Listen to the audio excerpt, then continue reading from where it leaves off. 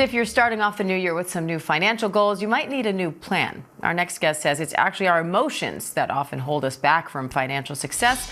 So Jade Warshaw, co-host of The Ramsey Show and author of the new book, What No One Tells You About Money, is here with her tips on how to set the right financial goals this year and actually achieve them. Hi, Jade. Thanks so much for coming on. So for someone who wants, Diane. if you want a fresh financial start in the new year, what's your advice on just where to start?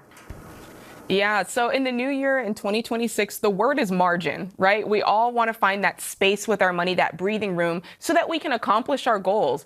And that really, practically speaking, it starts with knowing your numbers. You know, I take calls from Americans every day on The Ramsey Show, and so many people don't know exactly how much money they make. They don't know exactly what their bills are costing them every month. So knowing your numbers, pulling out the pay stubs, logging into the HR portal so you can really see the numbers is so important. And then from there, you can begin to say, okay, what are my goals? Why are these my goals? And then I can create a budget in order to accomplish those goals.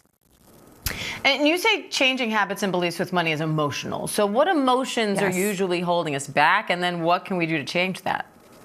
Yeah, we're always caught up on the math. We're caught up on the behavior. People forget the emotional side of things. And a lot of times it's things like frustration and anger. How frustrating is it when you feel like you're doing a lot of effort, but you don't feel like you're seeing the reward of that effort, right? How tough is it when somebody says, hey, you need to cut back on your spending and cut back on DoorDash? All of those things, we feel that emotionally. And if we're not aware of that, it has the ability to set us back. So in the book, What No One Tells You About Money, I actually help people go through and diagnose what is the emotion that you're feeling, how has it been holding you back, and I give them a practical solution on how to move forward through that.